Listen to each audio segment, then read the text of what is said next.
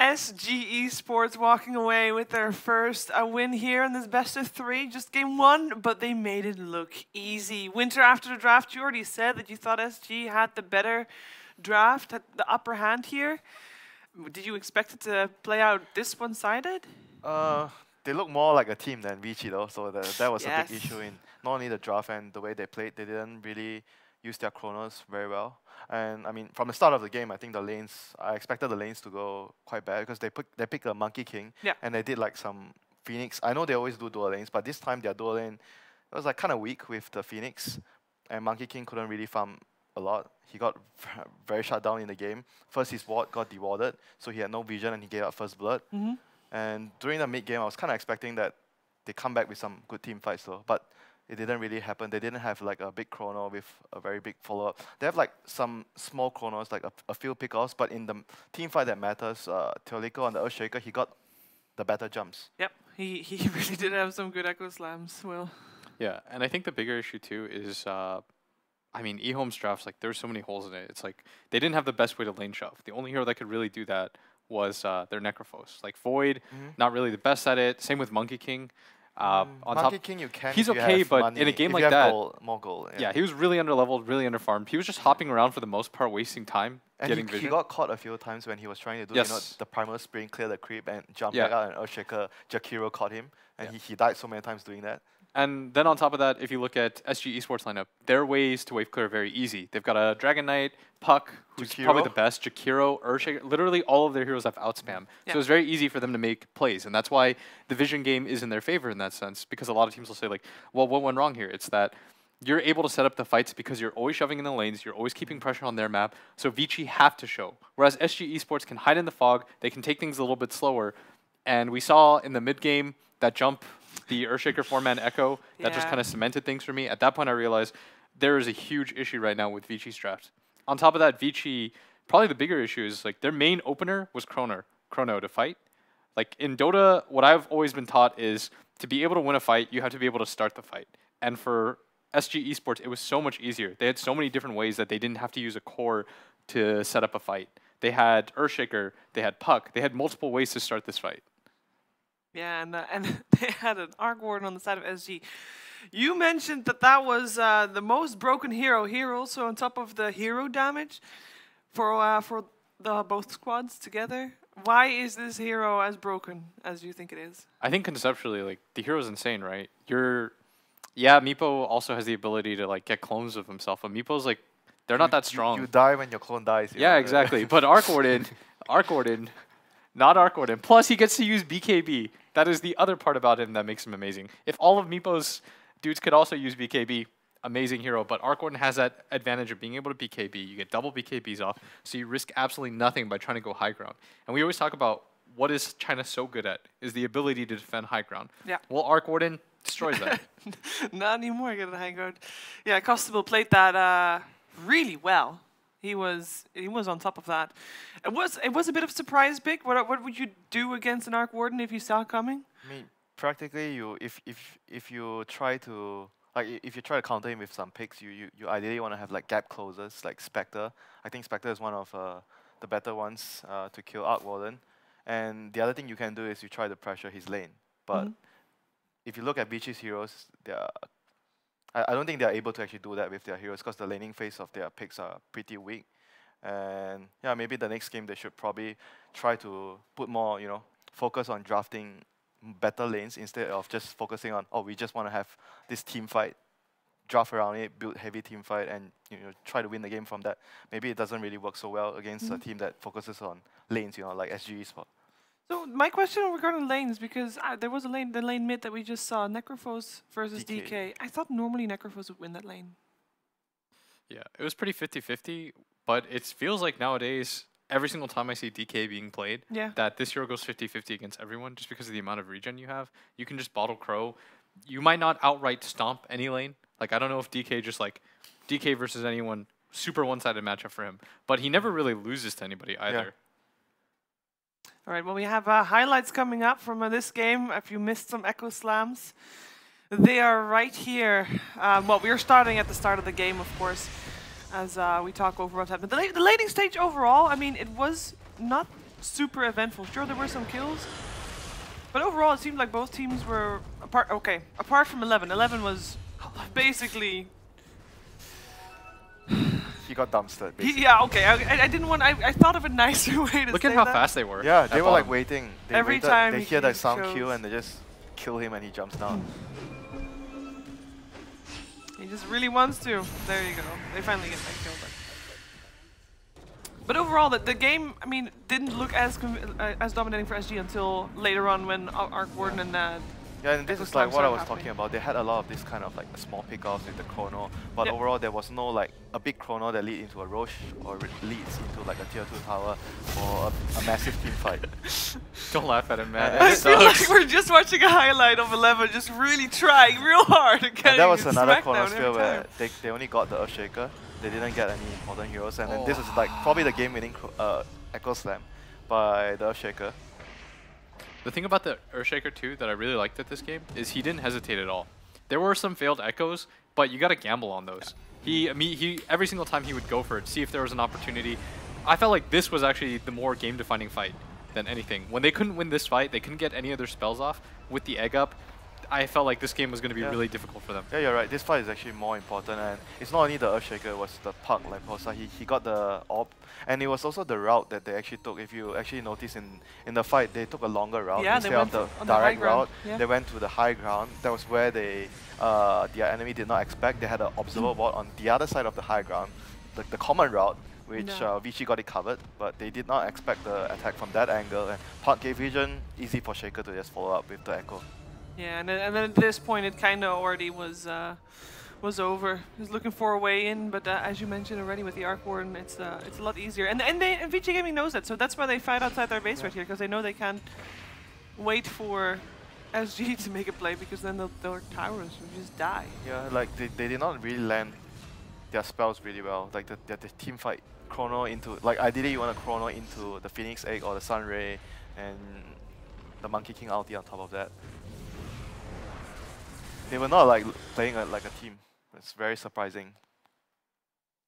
Yeah, it was a rough one. They got taken apart, and perhaps some holes in the draft. Surely the key, but maybe also need a little bit of a speech from Mikasa before the next game starts. Yeah, I think the Batrider, when they had hovered over it, when I saw that, I was Yeah, I was like, a much bigger fan of that. That was like okay. That pick made a lot of sense, and it Yeah. was generally really good against what the enemy had. Yeah. And then they picked the monkey because 11 is like, I would say he's like a kind of offlaner, a bit similar to Ice in a way where sometimes they like to play a certain hero, and Yeah. it might not be the best pick there, but they want to play the hero in that game. I'm not sure if I explained that correctly, but No, No, you did. It I made know. sense. Like you want to play hero, a but certain hero, but yeah. it's not the best pick, but they want to play that hero.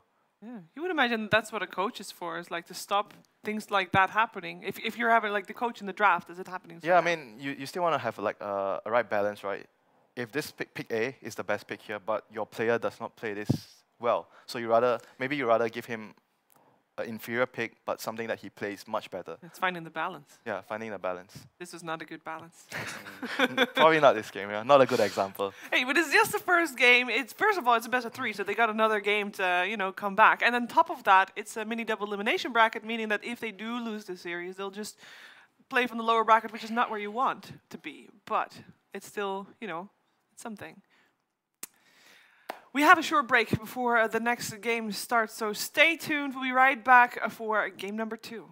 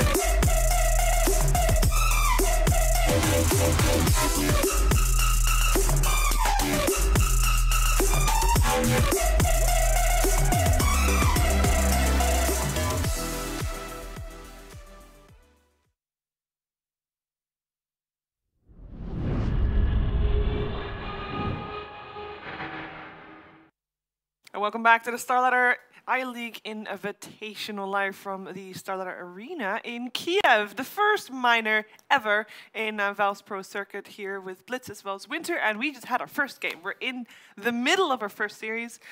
Had a quick break. And we're ready for game number 2. SG Esports versus VG. SG took game number 1. Very convincing. And partially it was draft. Sure, we're going to imagine that there's going to be a coach there and it's going to shape everybody up, and it's going to be a great team fight, a great synergy back for VG Gaming. But let's focus on the draft because that's what we're heading into really soon. What needs to change? Is there anything about the order of picks that was off for this one, or was it just really the heroes? I think going up until the 3rd pick for each side, I was really a fan of VG's. Yeah. I felt like they drafted a very good situation for themselves. They picked a very good Necro game. Like normally what ends up happening with Necro, as everybody should know by now, is if you have a good Necro game, the game's just over. Yeah. Like if Necro doesn't have any natural counters, it's very easy to play. But in a game like that, if the rest of your entire team gets countered, then I don't think you can play that 1v5 kind of game. Yeah. And so, and with that last pick, Monkey King, where they had to do this 2-1-2 setup, I think it just kind of threw everything out of funk. Yeah, because Ori actually had a really good Necrophos game. Yeah. As in, he didn't get shut down that much. At some point, he was 5-0. I mean, they couldn't shut him down anyway with their heroes, but yeah. I mean, at the end of the day, like Blitz mentioned, Necro is not like going to 1v5 that game. He needs his team to be able to help him out. And we do have the draft on, so it looks the same bands, exactly the same bands actually. Yep. First pick Night Stalker, maybe? Oh, no, we're exactly the same. So the curious thing right now for SG is if they go for the same response, which is the Earthshaker Jakiro, a lot of teams, I think, especially from your experience, Winter, I feel like people want to play a different type of game. Like they don't want to just pick the same 10 heroes and repeat things. Sometimes it's also a matter of perspective, right? Like when you lose a game, like why did you lose this game? Like different teams, they interpret it differently, and some might think that we did nothing wrong. Why do we need to show you something else? Yeah, that was the VP style. They would if they won with something, they would just pick it again. Yeah, some teams will have their own way of playing a BO3. Everyone has their opinions on. I don't think that's like a right or wrong way. It just depends on how the team wants to approach it, or the captain or the coach. So the second pick here.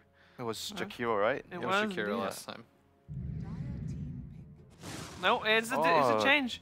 Disruptor was banned last game by themselves, actually, by SG Esports.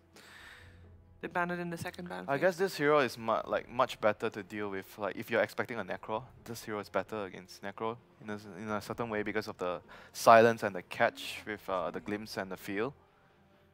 They might be actually setting that up more for themselves, having a much better support against that.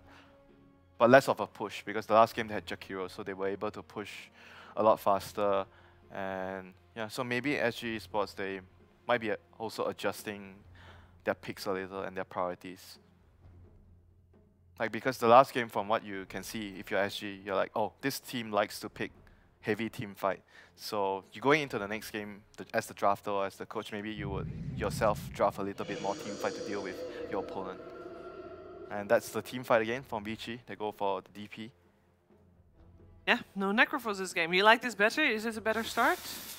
I mean, Will already said that he liked the first 3 picks previous game as well, so it's tough to call. I really don't think it was the Necro's fault though, the last game. Yeah. So it's still like the same kind of like a type of game that VG wants to play. Team fight, tower, tower, tower, play with your cooldowns.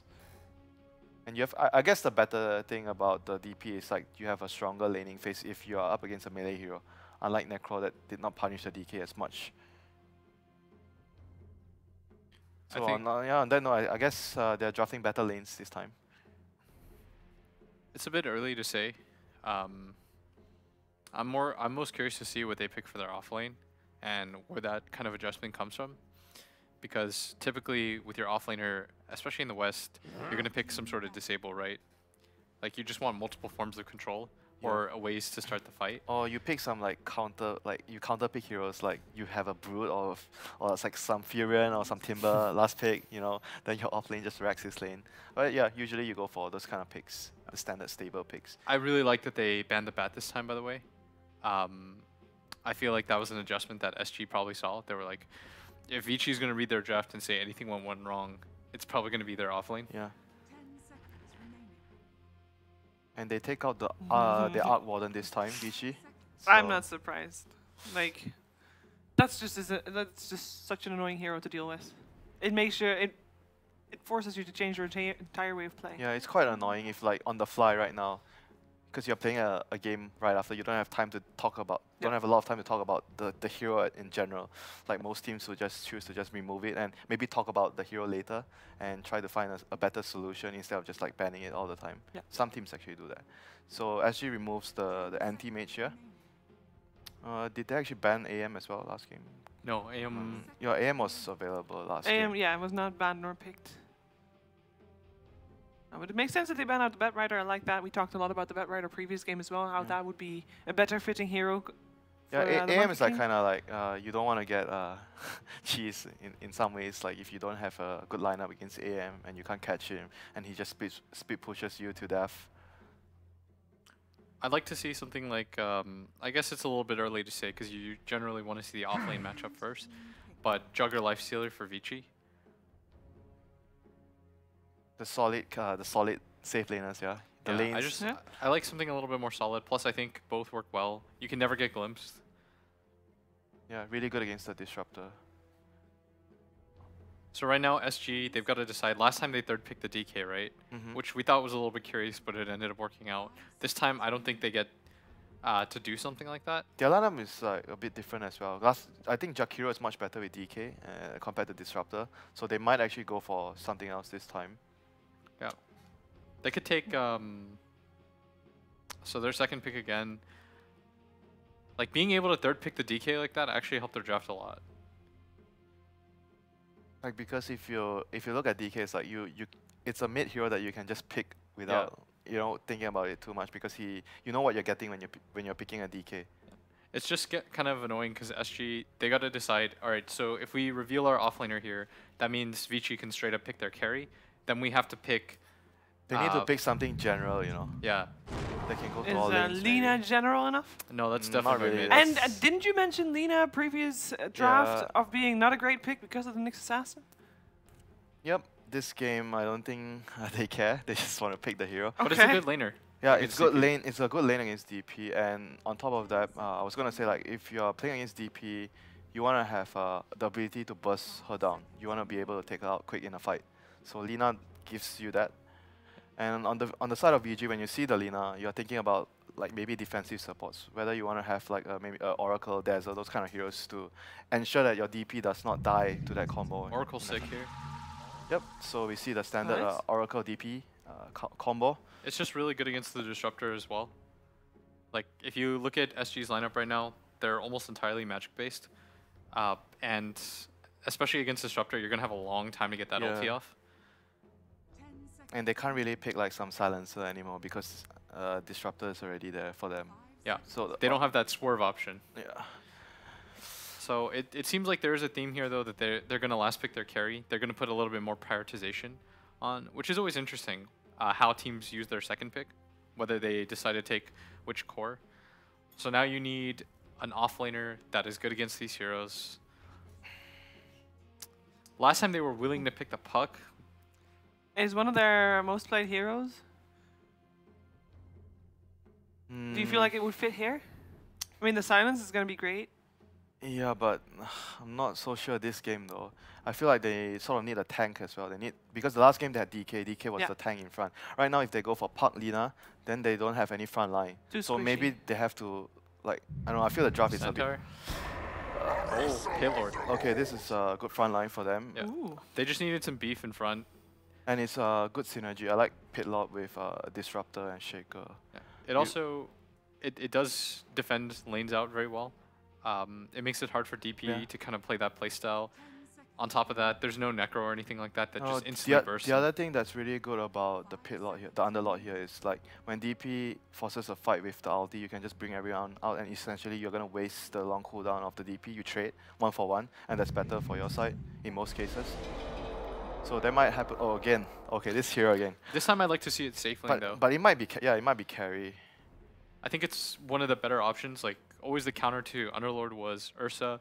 Then Monkey King came into the game, and it makes it a little bit better. It's like the same kind of hero. Monkey King is a ranged Ursa. Yeah, sort of. That can't Roshan. That is a trade-off.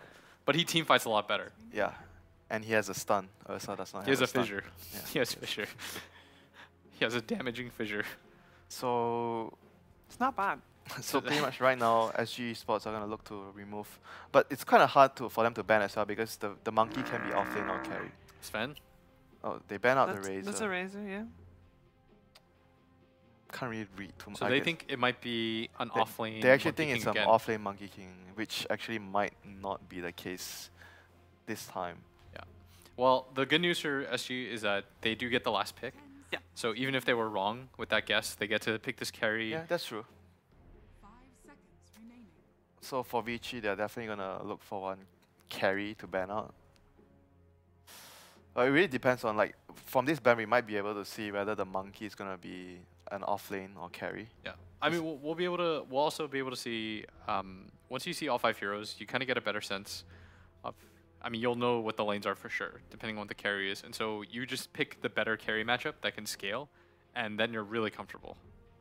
Yeah, and for Vici, you're gonna have to pick the last pick thing, and at the same time think about what the enemy might pick. So you need the last pick that deals with the last pick that SG is gonna pick. All the mind games. Yeah.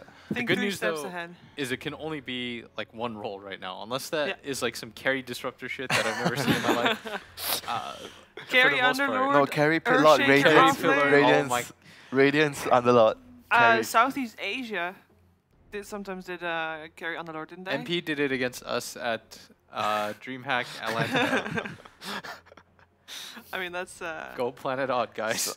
So they ban out the Terrorblade, yeah. They do. I mean, Terrorblade is... you consider Terrorblade good against DP? Is that what's the thought process? Or they just think Terrorblade is really good with SG's lineup? Because like I said, against when you draft DP, you don't want the enemy to have those kind of high burst hero to kill you in the fights. But then they have Oracle. They have Oracle. Monkey King's not bad at clearing either. I guess they... I don't know. If it is an MK carry... And it's a Doom. MK is carry. Doom MK is carry, Doom offline? Doom offline. This is much more solid from Vici this time. They have another form of disable. I am a little bit scared. I will say that I think their way of starting the fight, once again, is something that's a little bit lacking. If Doom gets a dagger and a centaur, the stomp, I think they'll have Doom, Monkey King stun, Nyx stun. They're gonna have 3 solid ways of starting the fight. So what is your option right now? Like, do something crazy like Wraith King or Clinks or something? Well, it's a it's Phantom PL. Lancer. Phantom Lancer is good against Doom. You want like illusion heroes. Doom is not so good against illusion heroes. Compared to previous game, Winter, how do you rate SG's I actually lineup? like Vici's lineup more. You like VG this Yeah, time? they're more solid this time and they have a better laning phase. So I like their lineup more. Well, you agree, Will? I think SG's going to do it again. Yeah? Do you Yeah. think it's 2-0? Yeah, I think it's going to be a 2-0. Who cares about regions, guys? At LAN, none of this stuff matters. Did you come to play? You just gotta play good Dotes. That's all that matters. Let's see if we're gonna have some good Dota. It is over to Lyrical and Gods for game number 2. Thank you very much, Shiver. And hello and welcome back, everybody, again to Kiev. We're here in the arena. We're taking a look at game number 2. The crowd's started to fill out a little bit more. I think we got some SG Esports fans in the space now. We're getting a lot of cheers from last time. What do you think? They've won over the crowd a bit. You know, you play good, fun Dota like we just saw. There's some very explosive plays coming from a lot of different players. You know, you're going to win over some fans. And SG Esports have, I think as Blitz said, they've just showed up to play Dota and win. Like, they came out, guns blazing.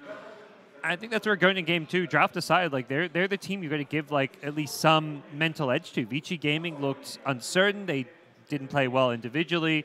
It just felt like they were still waking up. So they really need to have hopefully fully woken up here for game number 2 because a loss here really puts them in a rough spot. Absolutely. This double elimination format for the GSL, it's a tough thing to get through. And of course, out of the 8 teams that are here at the event, 4 of them are going to be gone the day after tomorrow. And Vici certainly not wanting to have to. And if you can get a couple wins here today, that really puts you over the edge, and then you're through all the way. But early TP's out by Vici as well. Looks like they're going to try and place down some wards. Already Earthshaker is up there as well. And it looks like this time they will also be scouted out. Bardino and Lanham just facing off against each other. So we saw last game that there was the dual lane of like Phoenix and Monkey King. Are you expecting to see Doom and Nyx together down bottom? Do you think that they try and help them out a little bit? Yeah, this was the hero I thought was going to dual lane last game. The Nyx Monkey King would have made a much stronger lane, which I think is perhaps where Vici Gaming went wrong with their early game and partly why Monkey King had such a rough time. This time around, Monkey King can kind of be left on his own, safe lane, doesn't need a whole lot of support necessarily. Fenrir likely will give him some support, but I definitely don't think the Nyx needs to be in that safe lane securing the lane. He's way better off going to that off lane, helping out secure Doom's lane a bit, and really trying to pressure SG's carry. I guess mid, too. He can go in there and just mana burn the Lina, which is, you know, a little bit of a, hey, how you doing? Yeah, last game was a Dragon Knight, and you're just like, well, it's a DK mid. I'm going to ignore that lane, but this time around, yeah. A lane where you can actually be a lot peskier. Yeah. And then the DP, a hero that we haven't seen a ton of, but DP Oracle was a pretty common pairing together for a very long time. Just makes it really hard to blow that hero up. And there's a lot of magic damage on this SG lineup. Yeah, they've got burst damage, but as you mentioned, if you can get a good False Promise off or a Fate's Edict, block some of that damage, suddenly that magic damage burst is not really as potent as it once looked. So we'll see how SG Esports try and deal with the Oracle. Definitely going to be a key hero to try and verse. Looks like Laposa will be able to pull the creep waves past. There's going to be a little bit of a route, so Paparazzi going to be able to a couple more pot shots, but Laposa will get a free wave for himself and has Tango and Boots. Should be fine and dandy. Yeah, interesting. He went for the creep wave pull while, oh wow, top lane. Shaker, he blocks off the Oracle. Fenrir. Top lane over by the shrine. They are going to be able to find him. And he's got boots. Fenrir draw his first blood. They get it on Theliocor. Yeah, it was kind of unusual because Shaker actually blocked the creep wave top while the Pit Lord or Underlord was pulling the wave. So normally you do one of those two things. You're blocking the wave with Fissure. You don't need to do that pull, but maybe they just weren't on the same page. Either way, it ends up great because Shaker was top for a Fissure block. Now he's smoking up. He's looking for a Courier. We're going to see 2 Courier snipes in a row. Oh, my God. This guy. Timing is, he's going to be a tiny bit. He may get on the way back. Yeah. He will. Courier. They kind of have an inkling that this could be happening. They're going to send it a long way around, but like you said, they might send it back the short way as it comes back. If he sends it back the short way, then could be in some trouble. He's leaving it around. Actually walked too close to the tower. Well, Lanham gets thunderstruck while Young 11 is going to try and deal a bit of damage there as well. The PL, they aren't going to be able to get the Courier snipe, but Theliocor again causing a little bit of concern from the DP, who just keeps on, you know, possibly just going to be spammed out waves with the Lina there. And he's just showing himself. That's one of the things as a Shaker you can do. Just show yourself in plain sight, and that hero is going to be scared of you because a Fissure can set well, there is no LSA, but a potential LSA, the Dragon Slave, some right clicks, and suddenly you're going down very low. So it is a very dangerous lane. Bottom lane, there might be more action going in as Doom is starting to drop fairly low, and it does look like he'll be able to walk away from that one. A very tanky hero with a good amount of HP on him. Underlord continuing to pull creep waves from top, knowing that he can't really lane against Monkey King, and the hit trading is just going to be very unfavorable for him, so just going to continue to use this boots first to pull creep waves back towards safety. Yeah. Well, Lanham, I believe he has an Arcane Rune, if I'm not mistaken, as Theliocor is in the area trying to see if they can find a Fissure block off, but it will not happen. So he's going to take a couple more hits on his way out. Decent laning state so far for SG Esports, I'd say. I'd say all in all doing slightly better. I mean, they get the first blood, of course, but securing the offlane some farm in a very tough lane. Oh, 40R, he needed to hit that Light Strike Ray, and even still, he might end up going down nonetheless. They do find that kill with the Crypt Swarm. Nice pickup there with the rotation in from the Oracle. Yeah, that's swings things back to a bit more of an even state with this laning stage, getting the kill in the mid lane. Before that, it felt like SG Esports were getting a bit more with Underlord able to farm in a very tough matchup with the safe lane PL doing well and the kill, of course. So Fortiar will TP back in and see what he can do. Oposa, he's in a little bit of trouble here. Paparazzi trying to count to 4, and it pops off, and we'll be able to find the kill. Nicely played. Getting another kill in the lanes as SG now giving up a kill in both mid and top. Yeah. And I think that this Nyx Assassin feels like it's definitely getting a lot more done. In the last game, he was, like you said, up top a lot of the time and wasn't really able to make that many moves around to make stuff happen across the map.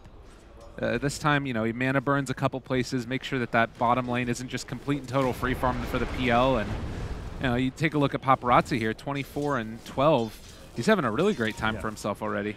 Yeah, no, as a 4-position player, you never want to be in the safe lane securing the lane. If you're in the safe lane, you're getting kills, it's fine. But like what we saw last game from LAN was just not the ideal setup. I'm not, again, not sure why they want the Fiends in the off lane. This game, they've made the adjustment. They're sending LAN M to help out the off lane.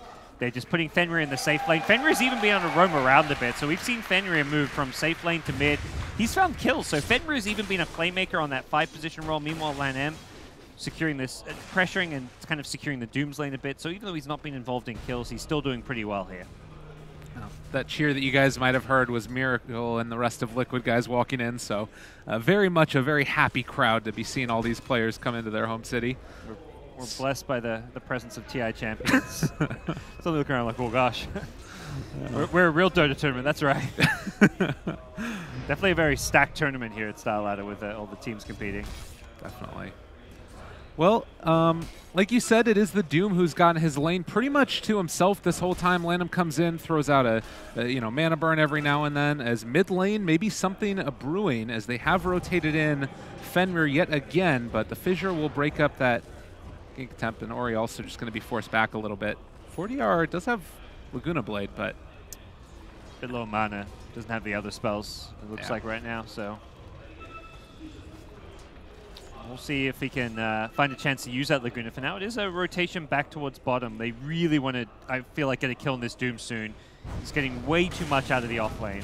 Yeah, and they have been able to find him. Now, can they actually find the finish? That's the other question. Costabal's taking a lot of damage from the Doom, and they actually just have to back off. They really don't have a great answer for him with Lanham coming in as well. Can they even think about diving this? Seems unlikely with the creep wave still a bit too far. He just crushed them. He just turns and fights 1v3 with the regen from the Scorched Earth, and they did not have anywhere near enough damage to try and go for that kill through the heal. And Pale, again, Lanham just being a thorn in their side. Fenrir, though, he does have that Fate's Edict and the health regen coming in with Purifying Flames. But just look at this. I mean, you compare this lane right now to the Monkey King and what Monkey King's been able to get. He almost gets a solo kill. Like, it is feeling like SG are certainly struggling down here bottom. Yeah, the offlane Doom getting this much fun. Pitlord has similar amount of CS, some of that being the jungle, but barely able to walk away from that. Costabile, again, though, they don't really have a great answer for Young 11, who is just tanking tower shot after tower shot and walking at them. They can't do anything against this guy. Bardino, he's going to try and be a little bit of a sacrificial MC, and if they can get into the range with Celio Core, they do get the Spike Carapace to turn that back around, so they couldn't get the full combo out. Fissure is there as well, but Posa trying to find the kill. They do find a little bit of a slow, but Young 11 able to just saunter away, happy as a clam. Yeah, smart TP from Underlord. He then even gets to immediately ulti back top to continue farming.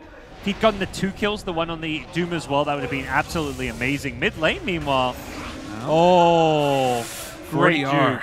Able to get away from there, and actually going to glimpse Ori back in. Is he going to get the regen from the souls, though? The ghost coming back. Is he going to die? He is almost down 5 HP. Oh, Ori.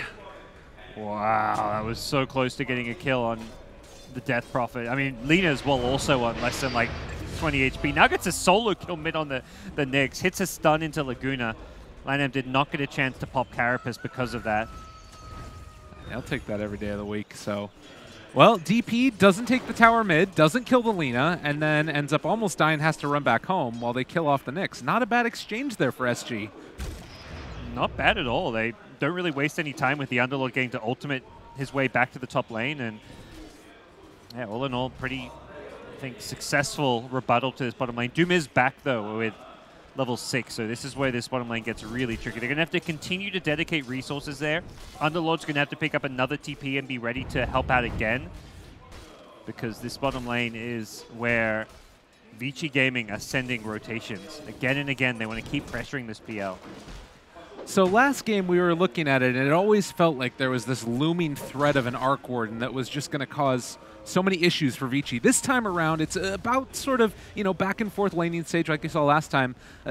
But it feels like the late game of Vici is a lot better relative to SG than it was at least last time. Do you still think, though, that it's going to be an issue with this PL eventually getting out of control, or do you not too concerned about that? I think they should be a little concerned because their lineup doesn't deal well with PL illusions. They are going to go, Battle Fury Monkey King as the carry build, so they are going to build some illusion clear. Speaking of which, he is getting ganked at top, but he'll jump his way out of there. Yeah, you're not going to find him super easily, and instead they'll just force him to head away as they're going to put some pressure onto the tower. But yeah, the PL is not like the looming presence that like an Arc Warden is, where you're like, oh, this hero's getting farmed, we're in trouble. For one, he's been shut down a bit this game, and for another, he just doesn't have that same mobility and isn't the same nuisance as an Arc Warden. But given the lineup and the inability to clear illusions, there is some concerns that PL could be a big danger hero. Paparazzi won't be able to defend this tower, but they will at least keep him alive and should be able to get some farm in a little bit. 10-minute mark also, so we should have Tomes of Knowledge out soon, which will allow some of these supports to get into their level 6s. Speaking of which, Costabile only at level 6 himself on that PL. He has been hurting. Yeah, but that gives us like level 6 Nyx. Vendetta coming up will be a big initiating tool for SG. Probably see Disruptor take it. Actually, a Shaker buys it, so maybe we'll get that early Echo Slam, but as it stands, their playmakers, not so much the supports, at least at this point. It's going to be more heroes like the Lina, trying to find some early kills. Well, and in the meantime, mid lane, the Earthshaker is sort of sitting behind the PL, but it's just, you got to be a little bit careful with this hero. 900 HP isn't all that much. He actually went for the Soul Ring. Kind of a cool build, though, for the PL. Haven't seen it all that often. Coming Doom in mid. Goes for the Doom, actually, PL. Mid lane, possibly. We're seeing them all TP in there, and it's going to be Young 11. They are going to be going for the jump away. Oh, 11 actually is going to go down. The Doom is not going to kill off the PL. They keep him alive. It was very ambitious. He was going for a solo, even without the Underlord there. I don't know if he has that kill. Like, he has Phase Boots and Orb of Venom, so he has slow and chase, but still felt like a very tough kill for him to get. 11 perhaps being a bit over-aggressive this series, and here come SG Esports to defend mid lane as well. Yeah, I mean, you have 4 heroes here from Vici, and they just can't pressure the tower. This is so reminiscent of what happened last game. With the Jakiro dropping Macro Pyre, they do throw out a really good stun for the moment, keeping everybody from Vici back. And with the Exorcism there, can they actually do anything? Doom, maybe a bit too far forward. Lineup's just very good at clearing the creeps with the Firestorm and the Dragon Slave. And Pit of Malice just such a hard spell to deal with as well when it's comboed together with a Fissure. And if you clear the wave and then suddenly Vici Gaming's trying to retreat, you've got Glimpse to pull him back in. So they've got this great kind of combo of clearing out the waves, pulling a hero back in with the Glimpse, and suddenly pulling Vici Gaming out of position. So really nicely played on the defense there, but they do have to be worried about their PL, who was being rotated on, but recognized it and TP'd out. And I mean, this is so telling. You have the DP pop ulti there, and oh god, the Glimpse away might end up being able to take down the Doom as well. 40R is not messing around. And like, they pop Exorcism there, and now it's going to be SG that take the tower mid. Well, at least a good bit of damage onto it. Good bit of damage, a Doom kill, and they may actually, they still got time to keep hitting this and perhaps try and take it down, but may just opt to say this is taking too long, let's go back and farm. But all in all, great sequence of events for the Brazilian squad. Well, maybe the big hero that they're waiting on for Vici is going to be that Monkey King. Like we were talking about, he's going for that Battle Fury as well, so should have answers later in the game for PL. A smoke now into the jungle of SG.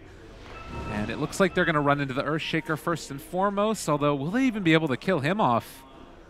It looks like they're looking for more and not going to find it. SG is prepared. They know what's up. Yep.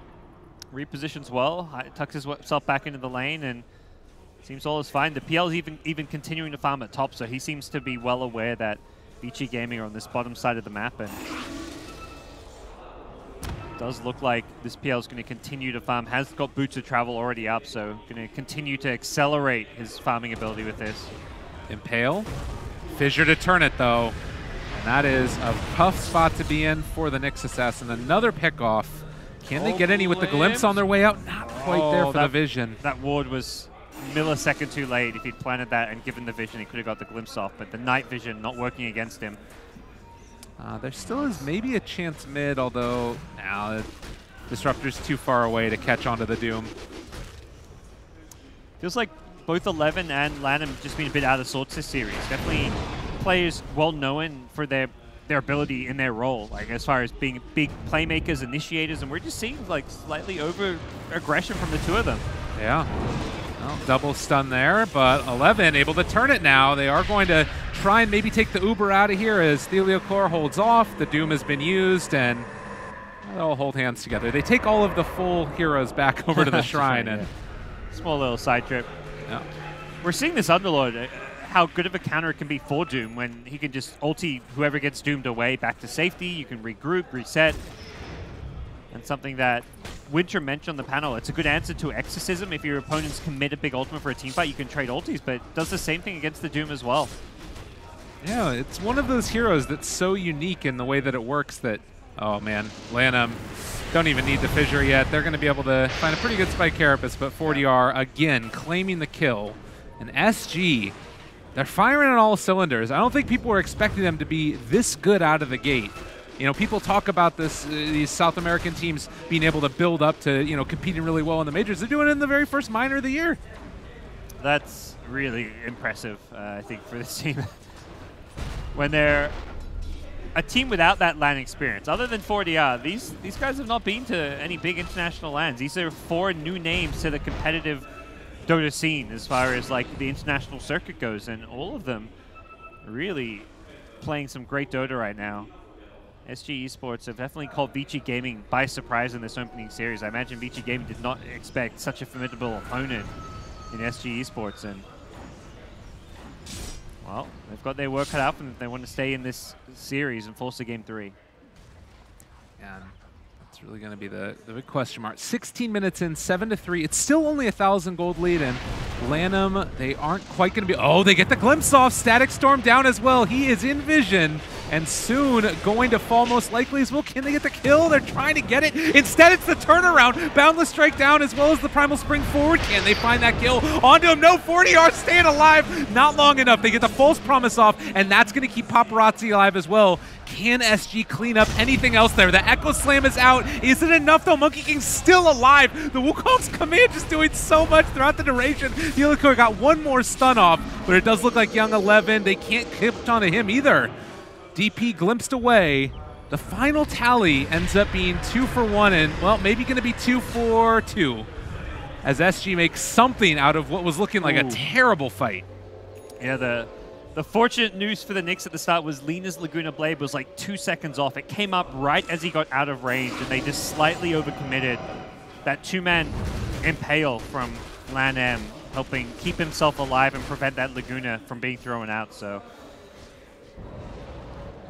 Not a terrible fight for them, but they also commit Exorcism at the end, so suddenly Ori doesn't have Exorcism, and we could see SG Esports look to either farm the map or even take a team fight off of this, but they may just be more at a farming stage. They're very close to finishing off a Bloodstone on Lina. Shaker wants to get a Blink Dagger. He's at 1,300 gold, so it does feel like they just want to farm for now. Diffusal Blade not complete, so you're definitely okay seeing an ultimate like that get used and just farming. LAN M. Again in trouble. And another just good sentry ward placement. Yep. Like, they've been so on point with it. Definitely overestimating what he can do on this Nyx Assassin. And like you say, the good sentry placement, really the big thing there. Well, they will pay the price of it as Disruptor falls. Static Storm was used there as well. So that is a little bit of a tough one. And Vici finding something out of a failed movement from the Knicks. Was a smoke from Vici Gaming there as they get just the one support. Again, similar to last game, we saw that Jakiro die a lot, really struggled to get any farm, but he ultimately enabled the rest of his team. So Disruptor dying there, not really too big of a deal. This Underlord kill, though, much bigger one, as he gets his mech, but does not have the ability to use it. Yeah. Pretty easy kill there. Nice pickup. And it was after his mechanism, so when he's back up again in another 40 seconds, they can probably make something happen. Although it looks like Vici, they are actually taking down the tower up top, and they could be in position down bottom to find the kill onto PL as well. So another series of really good plays, and Doppelganger away, but it was never going to be enough with the Primal Spring already there. Yeah, it was really nicely done, using the Boundless Strike to initiate. So Nyx gets the Vendetta and the Impale off. Can be a hard hero to gank as a Nyx. Now, looks like 11 is going to fall as well here. You get that Laguna Blade and find the finish.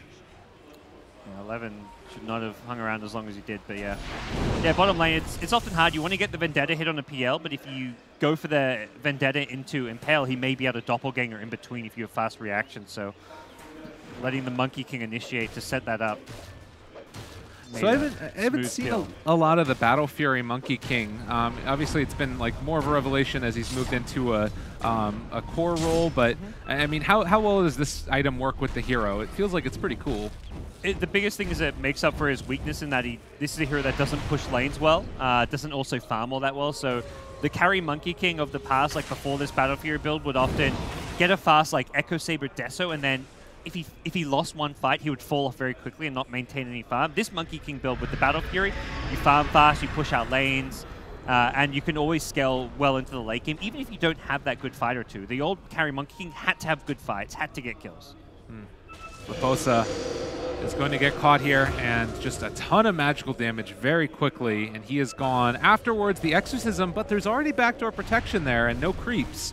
So it's going to be a little bit of that duration wasted as Vici trying to push mid while also eventually going to be bottom. Yeah, it seems SG just going to avoid this fight for now. They've got the PL up top and will forfeit another tower. So definitely Vici Gaming having the better mid game so far, being able to connect on multiple kills. Also looking for 4DR here at mid. Yeah, mid lane, they're there, going to open, Echo Slam as well, everybody gone, and 4DR, is he going to live through this? He's so freaking low, he's going to get the deny off. The Doom is there for the PL, and looks like he's going to be able to live through it. In fact, Young 11 might go down himself. They've got the Eliko there, the Blink Dagger reveal. This Earthshaker constantly has just made so much happen for them. Great plays. Wow, yeah, this Shaker of Theater may just become a ban-worthy hero moving forward with how well he's done in this series on it. What a great counter initiation. He got a 3-man fissure off initially, and now they're going to find a kill. Another big pickup. Ori, what are you doing there? Just in the wrong place at the wrong time. Underlord scooted them to the top lane with the ultimate, puts them in a position to go push, and Vici Gaming just being overrun and overwhelmed here by SG Esports. Lina does lose a big chunk of her Bloodstone charges, the one, I guess, small consolation prize, but ultimately SG Esports are going to be happy with how that turns out, and getting a tier 2 tower now. Things on much more even footing as that fight. Well, and the thing that's kind of interesting is we think about last game, it was like the Necrophos that wasn't really making a ton happen around the map. Not that it was like playing wrong, but that's just the way that they're choosing to take that hero. This time it's like the Monkey King who's been able to be involved often, but it really feels like he needs to get into that next item after the Shadow Blade to like stay surviving in these fights, because he's kind of getting blown up every now and then. They have too many heroes they need to save almost. Oh yeah, the BKB will give him that. This is, I think, the real peak of this carry Monkey King is when he's got when he hits the BKB timing. Sometimes you don't normally see it right after the Battle Fury. You want that one transition item, whether it's an Echo Saber, this game a Shadow Blade.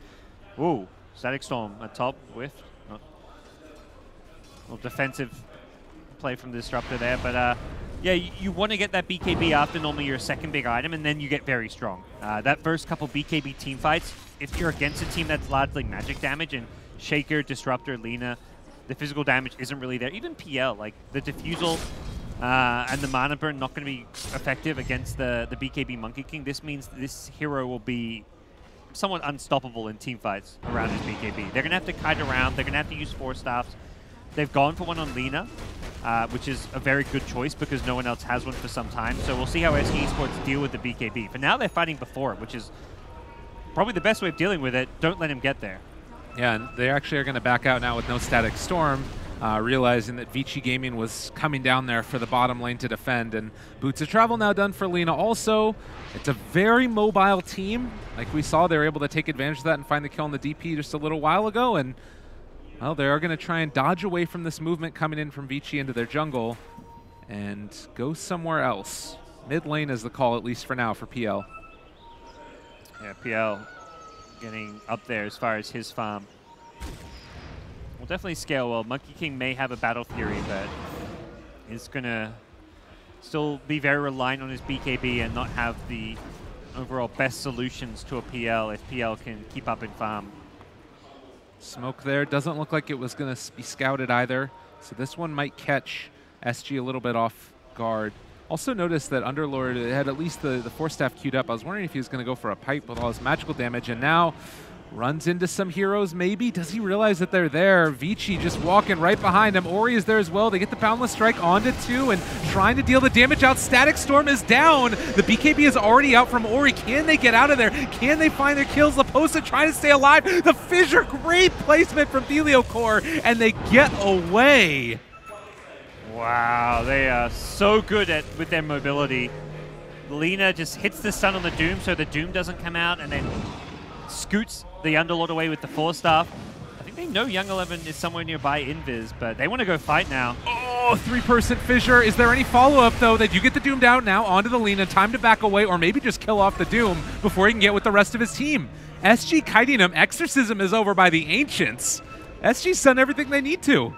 Yeah, they're chasing for more. They may be able to find Fenrir here. Glimpse is back up. They'll get at least this Oracle. SG Esports. It's not just the draft. It's not just the heroes. It's the play. Yeah, I don't think this is... You can't even just say they're out-drafting opponents. I think Game 1 they had the better draft, but they just flat out outplayed Vici. We're seeing it again. Outmaneuvering them, just making the better team fight decisions, backing off when they need to, fighting when they're strong, so... Oh, Paparazzi trying to get away from there. They are going to be able to jump to the other side, so it keeps them alive for the moment. But Paparazzi drops the Wukong's command. It's a little bit off the mark, and they're too far away. They blow up the Nyx Assassin, cancel TPs that came in, and Wukong's command is down as they get ready to take Roche. Yeah, they had to cancel that. Death probably did not have ultimate or friends in the neighborhood, and that's going to be a easy Roche for SG Esports. The Firestorm doing ridiculous amounts of damage to bring it down fast, and this is worrying. Vici Gaming just...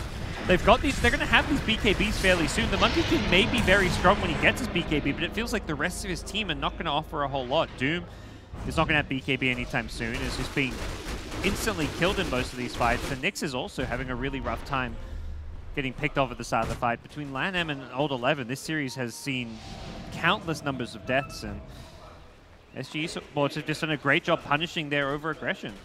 Well, and the scary part, too, is the way that these fights have gone, it's felt like SG blow them up before they even get a chance to react at all. So if you invest all that gold into BKB and you die, and then afterwards you don't have buyback, what's going to happen at that point? It's just going to be game over. Underlord actually decides to go back for the Lotus Orb instead. So more survivability for his teammates. Yep, looking to have some Doom prevention tools as part of this, and also a way out of like the Death Prophet silence, theoretically. I guess the one thing to be concerned about for SG is last game they had that DK for the Siege engine, and Lina can in some ways be effective, but it's a little bit scary trying to move up there to high ground and just hit away at the tower. Yeah, you're going to need a lot more farm and items. He's going for right-click damage, I think recognizing he's the building hitter. Picks up a Crystallis. I saw the Crystallis and was like, is this a Bloodthorn? Bloodthorn doesn't... Oh. Oh, no. This is not the way to start it. Doom gone again, and this is the opening that they needed.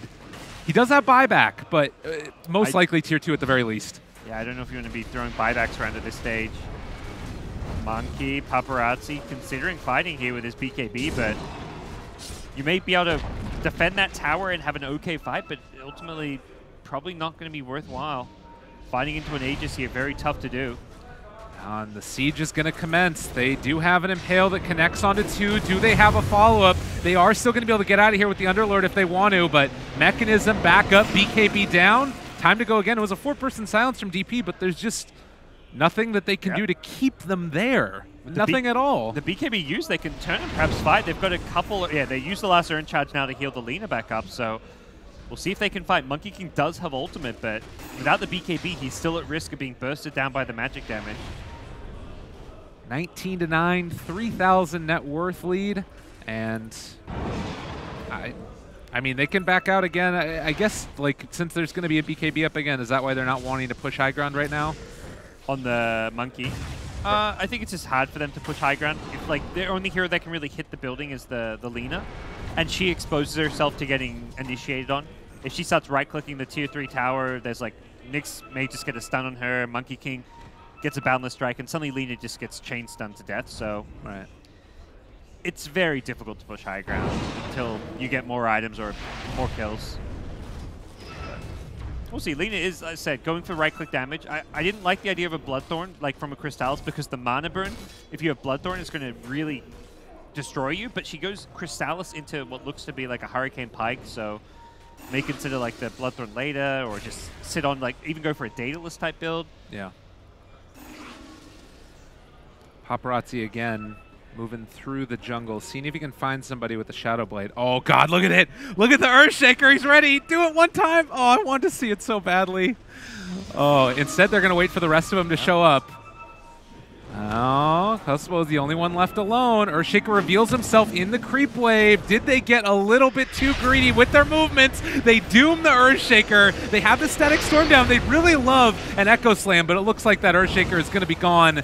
Got taken down by the Doom. They have the BKB pop. Can they kill him off in time? That is going to be the Aegis gone. But he'll be back in just a second. And thinking about chasing for more, this is into Exorcism. They have the Lotus Shell onto him. Paparazzi walking forward. Get the hit. They get the turn. They're trying to find the stun. He has the Manta. Able to turn Ren onto Fenrir. He's taking a lot of damage now on the mana burn. That should be a kill onto him at the very least. The extended team fight's going to continue. Still the Doom walking around. Invis for the moment. They think about going on to Costabile. They could open it up onto him. And Fenrir, he's going to end up... Well, you lose Ori. He's gone as well. 3 are dead. SG just...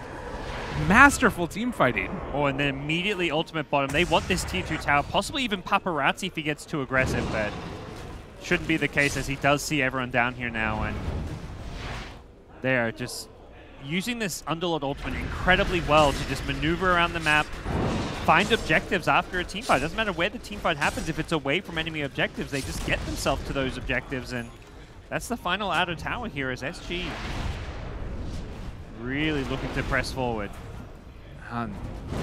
Doom isn't even there with the rest of his team, so 40R feeling comfortable. They got the creep wave into that tower and hitting away at tier 3 mid.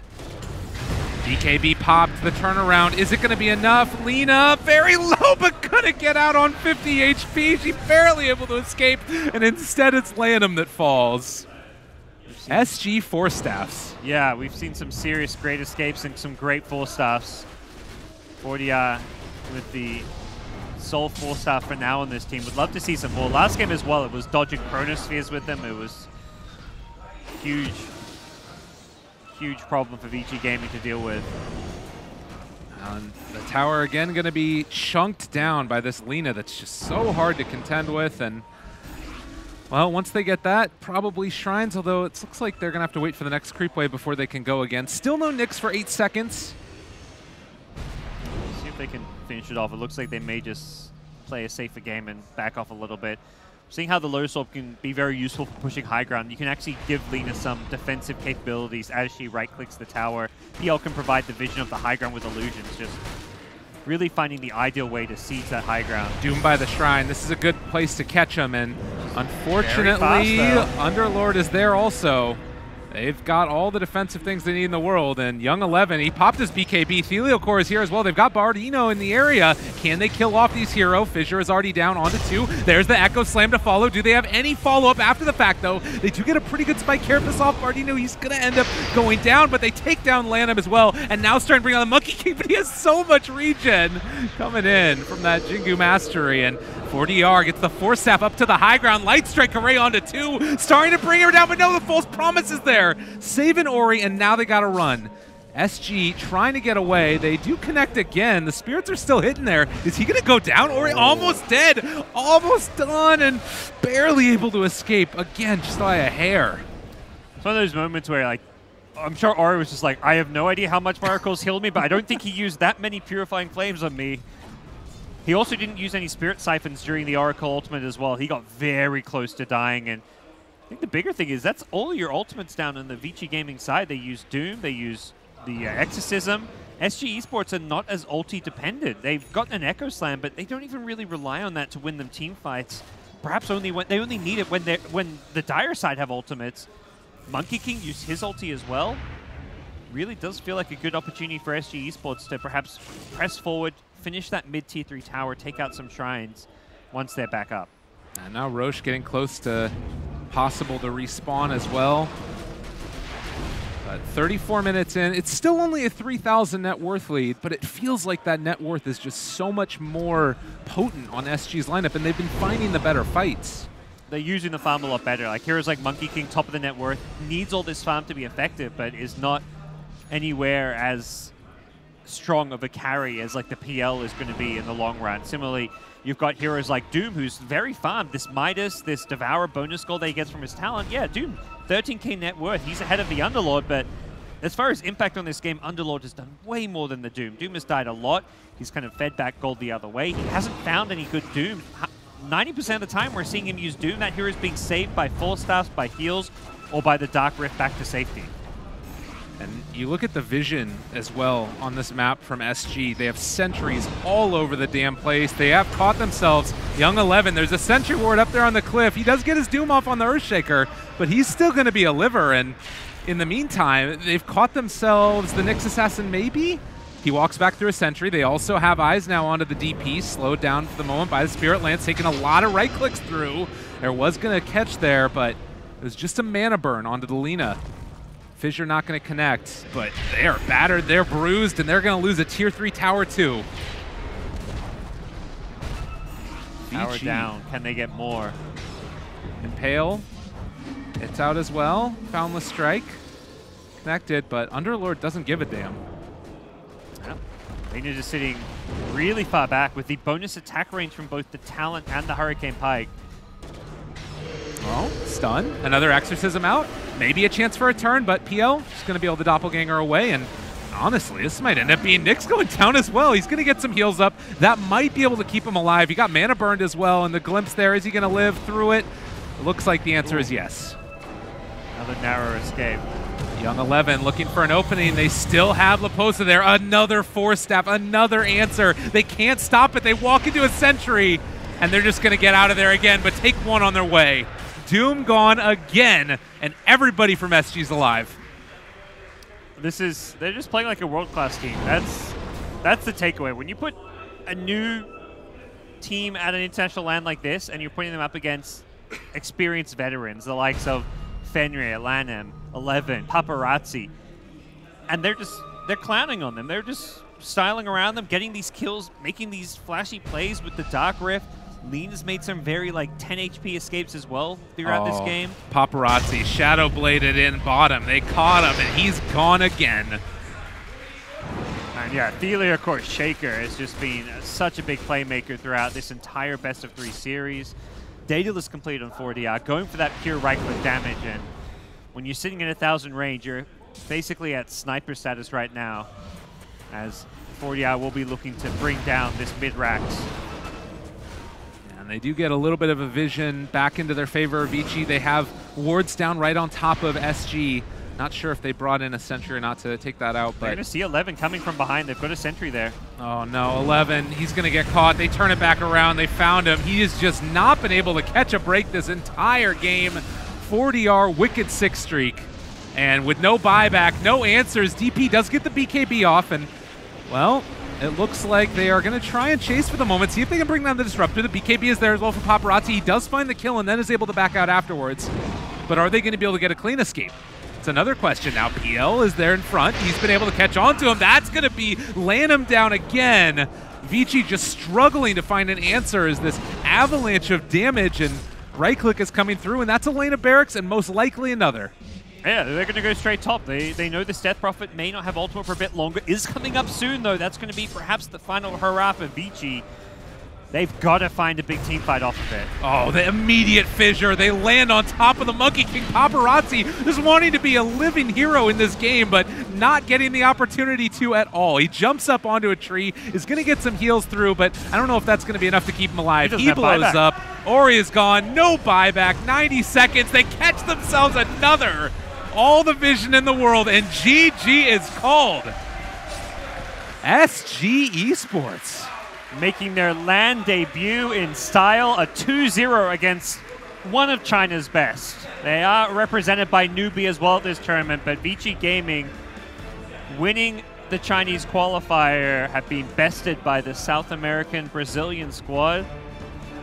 Definitely, I think, an upset, but it's like one of those things where it's the start of the season. It's hard to know like who are going to be the strong teams, but from this, you got to say SG Esports is a team to look out for. Definitely a team to look out for. And, you know, they're on probably their first trip to Kiev, first game of the day. They want to make sure they get out early and go sightseeing. So they 2-0, and I can have a day to, well, at least after the series later on, figure out who they're going to face. Yeah. But, I mean, it's going to be a tough matchup no matter who they face next. Mineski and Liquid are no slouch. Absolutely, and you know whoever you're going to be versing is coming off a win as well, so there's going to be a team in good form, whether it's going to be the TI7 champions Liquid or Mineski, who've been dominating Southeast Asia, winning almost every qualifier there. It gets tougher from here from SG Esports, but definitely a big confidence booster for them. They've got to probably have been coming into this LAN with a lot of self-belief, but still some uncertainty, like, we've been playing in South America. Are we going to be able to match up against the top international teams? And I think just getting that first win is a big deal for them. Absolutely. And then from Vici Gaming on the other side, you know, you got the good, you also have to talk about the bad.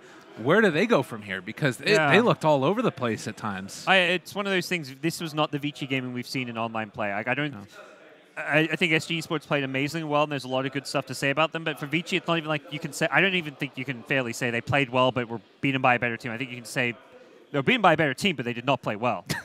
They all bad. Some of their players were very disappointing. The offlane 11 was a disaster. His game 1, chain feeding on Monkey King. His game 2, it felt like the same thing on Doom. LANM as well, very ineffective on his 4-position Nyx Assassin.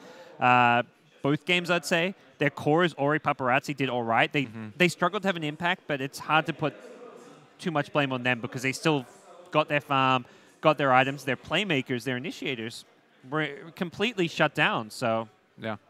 All right, well, I do believe that we have an interview that we're going to go to with the winning team, SG Esports. Let's take a look at what they got to say. It was literally your first LAN with this roster, I mean international LAN. Did you expect to start it with 2-0? No, we didn't expect that. It's a kind of good thing to be an underdog because we have no pressure playing. So we just play very freely and calmly. We don't have any pressure and just play the Dota we want and we have fun. So it's good to be the first international lane being underdog because it's more easily to play. Yeah, I agreed. In the second map, you almost lost all of your lanes. Was it a part of the plan or something went wrong? No, I think Doom got a lot stronger. Had help of Nits bottom. And it's pretty strong Doom if you don't zone out him in the first levels, because after he gets all his skills and start ending creeps, it's very easy to zone out the carry with Infernal Blade. So yeah, if you don't zone out Doom in the first lane, in first couple waves, he gets a lot stronger. And we lost bottom, but we didn't think we would lose bottom. Thank you and good luck later. And we are going back to the panel.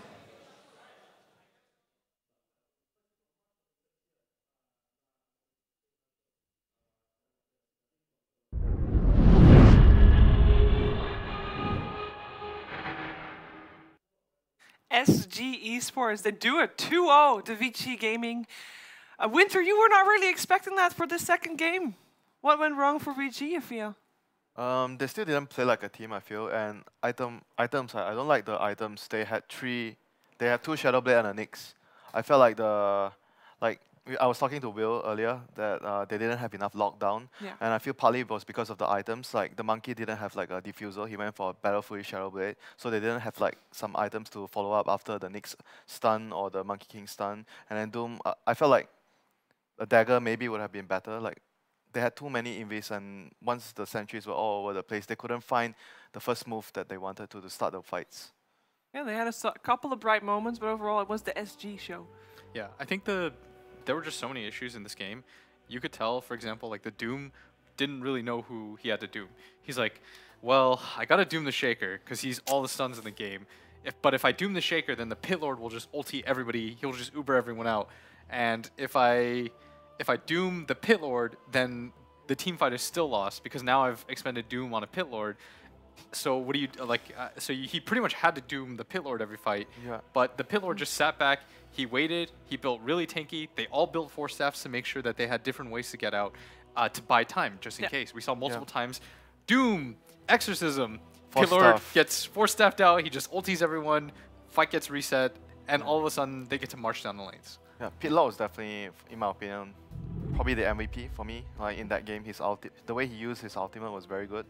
Like, not only that he uses it to save his team, he uses it to speed up the pace of the game when he teleported his teams from lane to push towers. Yeah. And I think he caught the DP at one occasion, but like overall his usage of his ultimates were really, really good. Yeah. There were multiple times where I saw them 5-man together and they immediately just, instead of going back to base, they went to the shrine and then they just grouped up again. Yeah. And having that presence of mind, instead of just like double tapping it immediately and saying like, we got to get out of here, he made sure he's like, okay, he went for the first shrine at the bottom one, the mid one, then he goes for the offlane one and they transitioned in. Yeah.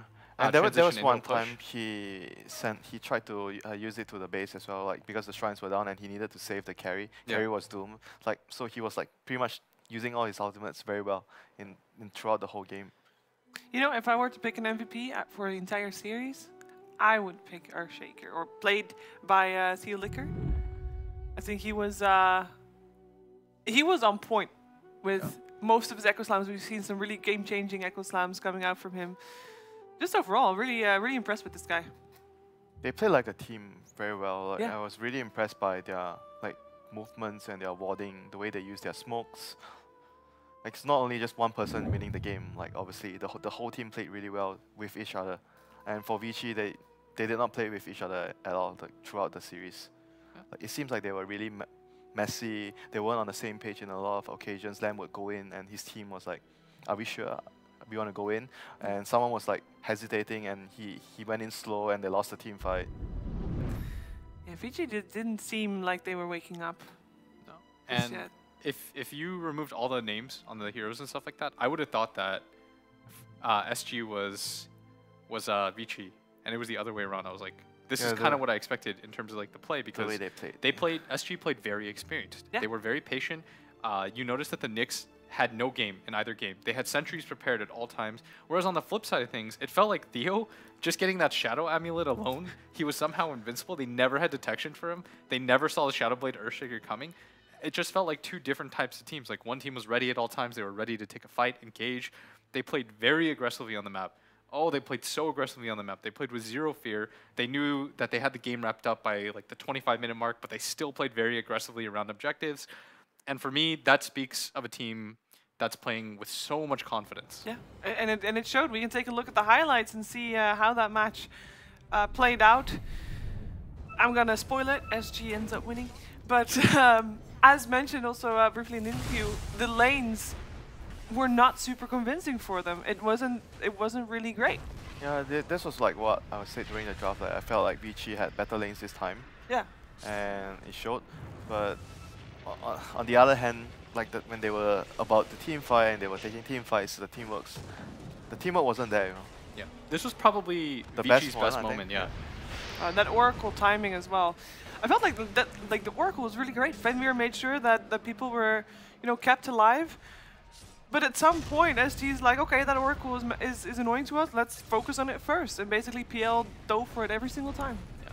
And even with that, I mean, Vici's biggest problem was that it just felt like they lacked lockdown. And with their lineup, if you lack lockdown, you have to be very precise in your fights. You have to make sure that when you do open up, that you're opening up the correct way. And it just felt like they were never really able to get that going. Yeah. This fight was the Earthshaker. He got an Echo Slam with the Oracle. Oracle was, I guess, like partly the Oracle's fault that he was so near the Monkey King. Yeah. He got stunned as well, and they took out both of them. And Doom went down as well in the end of the fight. I love Earthshaker's positioning as well, and he's basically forcing Young 11 to doom him, as you said. Then there's the rest of the team to back him up. Although I do believe that this ends up in being a 2-for-2. Yeah. So Monkey King ult gets popped. I know the Aegis gets lost here. Yeah. Unfortunately, they weren't able to kill the Doom, I think. Correct. So he just narrowly avoids that, and so it's just Nyx for Earthshaker as a result of this, but I think Fenrir gets caught in the back, and he just gets jumped on, and they just kind of kite their lives off. I mean, they got that. Yeah, he This just can't runs run it. away. I think Fenrir has to pop his ult here. He does. I mean, it's the weakness of their lineup. They pop the Doom, they pop the DPLT, and if they don't kill anyone, they're just going to lose the long, drawn-out fight. Yeah. They can't take the long, drawn-out fight. Whereas for SG, they just need to kite, make sure that... this is one of the good ultis, like, to speed up the pace of the game. Oh, this was so good. Yeah, he TPs them to bottom, takes the tower. But look, once again, Theo, completely undetected. They're not ready for him at all. So he gets the free jump in. There's very little VG has to say in terms of where there's a fight and when there's a fight. SG just makes a play and VG has to reply. They have to respond. They have to fight. You cannot. There were a lot of good Oracle ults, but for the most part, they were largely reactive. And at that point, the fights were already kind of disastrous. It's like he's keeping the team in the fights, but he's not winning the team in the fights. For that to happen, I think their cores just had to be much more in sync. And this fight kind of exemplified everything. They pop DP ult, they pop BKB, they get the kill, and they still manage to get out. They just Shrine, go for it again. And then at this point, I feel like the game is just done. Yeah. And you mentioned Centaur earlier. Like, Centaur is also used to... Like, teams used to pick Centaur against, like, DP, she pops her ultimate. Yeah, that was my idea. Yeah, you Stampede and get away. Like, Pitlord is roughly the same thing, but it's not instant, you know. Yeah. You have to calculate everything. But all in all, the Pitlord pick worked really well this game. They played very well as a team. Just a very, very great first series, you know, in their first LAN event. It really was. This was China versus South America, by the way. Yep. And we're going to go have two separate regions, two different regions, again, for the next series. We're going to have Team Liquid, Europe, TI champions, going up against Mineski in our next match. It's going to be Southeast Asia. Should be very exciting. But before I let you say anything more, we're going to go to a break. We'll be right back with our second series of the day, so stay tuned. More Dota to come.